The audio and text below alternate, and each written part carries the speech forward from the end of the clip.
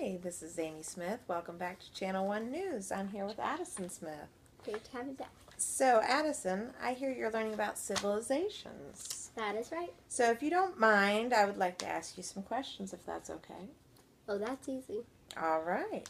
Good. So, let's start out with an easy one. Can you list the 5 steps in building a successful civilization? Which step do you find more important and why? Oh, that's easy. Okay, so the list is hunter-gatherer, then food creation, then food surplus, division of labor, then the rise of cities. Oh, and I have these little cheat cards. So I believe that food surplus, having more food than what is needed, is the most important step. Once you have a food surplus, more people will come. After you get enough of a bigger population, there's not as much people to have as farmers. This is when division of labor, allowing more people to develop jobs other than farming, starts. If I were in charge, I would let people choose their own jobs. I would also still have some hunter-gatherers, a member of a group that finds meal by hunting animals, fishing, and looking for edible plants in case if people want to eat meat. Interesting. Well, here's my next question. Would you rather be a hunter-gatherer or a farmer during the agricultural revolution? And please explain your answer. All right, that's fine. I would like to be a farmer, a person who grows food. Farmers know what they eat, how they grow their food. And hunter-gatherers, like I said, a member of a group that finds food by killing animals, fishing for fish, and searching for edible plants. Just kill and eat. Farmers need to live near a water source to grow their crops. A plant that is grown for food, mostly grains, vegetables, or fruits. Hunter-gatherers settle in one place until all of their resources are out. Then they move. This reminds me of Old Yeller because the boy didn't know the dog had rabies until the dog started acting weird. And the hunter-gatherers do not know either until they eat their food. Oh, that's very interesting. Okay. So, the next question I have is, Egyptians call the Nile the gift of the Nile. Explain how you feel about this statement.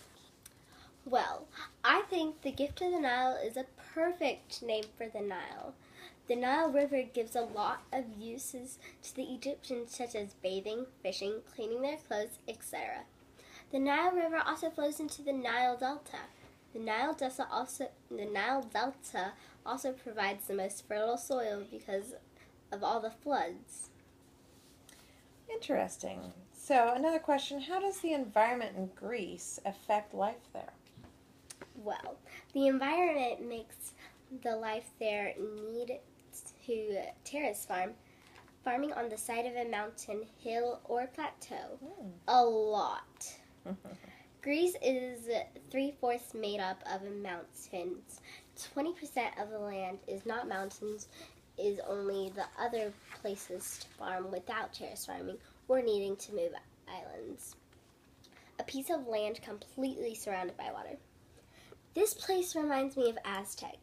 Aztec has a lot of swampy areas, just like Greece has a lot of mountains, which makes it hard for them to, grow food.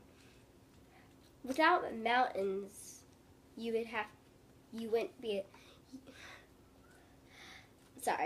With mountains, you have to dig into the side of mountains, and swamps and mucky water and no land.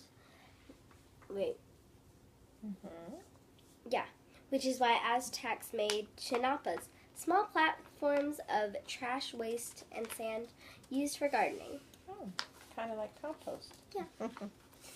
Now, the last question I have for you is, what is one fun fact that you can remember from any civilization?